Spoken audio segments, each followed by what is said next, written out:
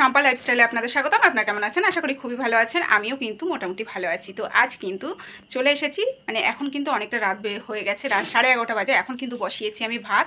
তো ভাত রান্না করছি, আর এদিকে কিন্তু বেশ কিছু কাজ, মানে আমার মতন ড্রেসিং টেবিল কার যে এত খারাপ হয়ে যায় ঘন ঘন, মানে পুরো অবস্থা খারাপ ড্রেসিং টেবিলে। তো ড্রেসিং টেবিলটা এখন গোছানো হবে, সেই ভিডিওটা তোমাদের সঙ্গে শেয়ার করব। তো চলো বন্ধুরা, আমি দেখিয়ে দিচ্ছি আমি রান্না বসিয়ে দিয়ে আমি আর মেয়ে কীভাবে আমাদের সংসারের কাজগুলো রেডি করি। সারাদিন সময় পাই না, রাত্রির বেলায় এই কাজগুলো।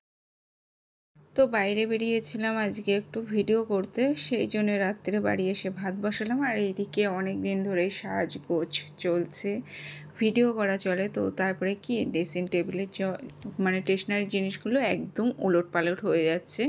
তো সেই জিনিসগুলোই আজকে আবার সেট করছি, মানে সব কিছু আবার গুছিয়ে রাখতে হচ্ছে। তো এইদিকে দেখতে পাচ্ছ সব নামিয়ে নিয়েছি। আর একটা বক্সে যদি একটা জিনিস থাকে না, তো জিনিসগুলো ভালো থাকে আর খুঁজে পেতেও সমস্যা হয় না। আর এদিকে তোমাদের দাদাভাই দেখতেই পাচ্ছ লাইভে বসে গেছে, ফেসবুক লাইভ। আর তোমাদের দাদাভাইয়ের চোখটা না খুব সমস্যা, মানে চোখটায় কীভাবে লেগে ফুলেছে আর চোখে খুব মানে ব্যথা করছে। তো যাই হোক, ওষুধও দেওয়া হয়েছে, মানে ডাক্তার দেখিয়ে ওষুধও আনা হয়েছে, ওষুধ দিচ্ছে। আর ফেসবুক লাইভ করছিল। আর এদিকে মেয়েকে বললাম তুই ড্রেসিং টেবিলটা গোছা, আমি বাকি কাজ আছে, মানে ভাত বসাতে হবে, বাসন মাজতে হবে।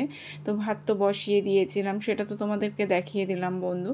তো ভাতটা বসিয়ে দিয়ে বাসন কটা মেজে নেবো। তারপরে ছিল অনেকগুলো জামা কাপড়, সেই জামা কাপড়গুলো না ভাঁজ করতে হবে।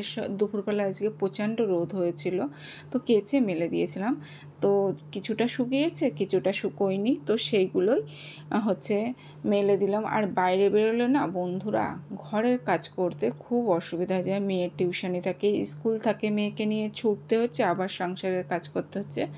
তো এখানটায় কিন্তু যে কানেরগুলো কিন্তু আগে গুছিয়ে রাখা হচ্ছে কানের বক্সের মধ্যে। তো যখন সাজার ইচ্ছে হয় তখন সাজি, আর যেখানে খুশি সেখানে রেখে দিই।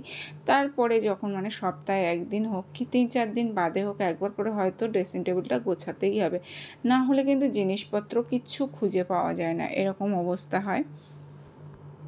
তারপরে মেয়ে একটা হার পরছে, আর এটা হচ্ছে রাধাকৃষ্ণ। আমার খুব পছন্দ এই হারটা, তো আমার ভীষণ ভালো লাগে।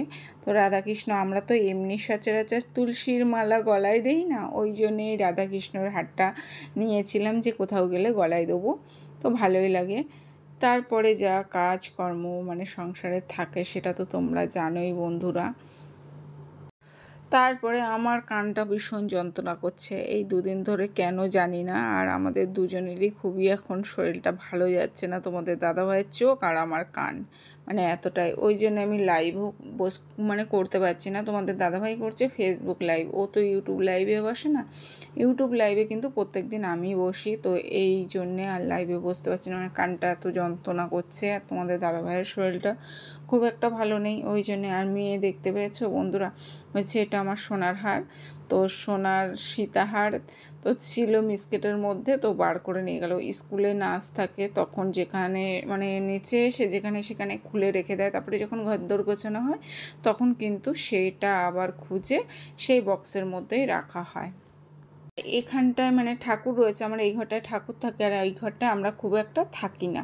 এই ঘরটা একদমই থাকি না বললে চলে, মাঝে মধ্যে আসা হয়। একদম পুরো আমি ঘেমে যাচ্ছি, মানে এতটা গরম লাগছে, গা পুরো ঘেমে জল বেরিয়ে যাচ্ছে গা দিয়ে। আর তোমাদের সাথে বলছি না বন্ধুরা যে এখন খুব বড় বড় ব্লগ করতে পারছি না, বাইরে বেরোনো হচ্ছে। তারপরে মেয়েকে নিয়েও একটু পড়তে মানে মেয়ের সামনে পরীক্ষা এসে যাচ্ছে আবারও, তারপরে পুজো এসে যাচ্ছে, মানে সমস্ত দিকে কাজের চাপ। আর মেয়ে বাড়ি থাকলে ফোনটা ধরে, মানে এখন যে সমস্যাটা হচ্ছে, কেউ যদি একটু ফোনটা ধরে দেয় না তাহলে তো ভিডিওগুলো করতে সুবিধা হয়। তো এখন ফোন ধরে দেওয়ার মতন মানুষ পাওয়া যাচ্ছে না বলে ওই জন্য ব্লগ করতে পারছি না, খুব সমস্যা হয়ে যাচ্ছে। তারপরে এইভাবে কিন্তু আবারও নতুন করে সুন্দর করে ড্রেসিং টেবিলটাকে গুছিয়ে নিলাম। মানে ড্রেসিং টেবিল যদি আমার ড্রেসিং টেবিল খারাপ থাকে না, আমার ভীষণ মাথা গরম হয়ে যায়। আর চুড়িগুলো সেট করছি, করে সব রেখে দিচ্ছি। আর এইদিকে ব্যাগ, এই ব্যাগটা মেয়ে বলছে মা এগুলো হচ্ছে মুক্তোর পাথর, মুক্তোগুলো তুলে বিক্রি করব। আমি বলছি হ্যাঁ। এবার তোমাদের দাদাভাই দেখো গোলাপ নিয়ে পড়েছে, আমাকে দিয়েছিল এই গোলাপগুলো, তো সেই গোলাপগুলো নিয়ে পড়েছে। আর আমি শুকিয়ে গেলেও কোনো জিনিস ফেলি না, মানে গোলাপটা শুকিয়ে গিয়েছে আমি ফেলিনি, কিন্তু যত্ন করে রেখে দিয়েছি। তারপরে কিন্তু আমরা একটু সবাই মিলে একটু যাই, মানে সাজগোজের জিনিস গোছাতে গোছাতে নিজেরা একটু স্টাইল করে নিচ্ছি, একটু করছি। আর যেসব জিনিসপত্রগুলো খারাপ, তো মেয়েকে বললাম যে একটু গামলিটা এনে দে, গামলির মধ্যে রেখে দেবো। তো একটা বাইরে থেকে গামলি এনে দিয়েছিল। আর তোমাদের দাদাভাইয়ের লাইভেও বসেছে। আর এখানটা আমার সব জুয়েলারি বক্স, মানে যা গয়নার জিনিসপত্র করা হয়, তো সেই সব বক্সগুলো আমি গুছিয়ে রেখে দিই।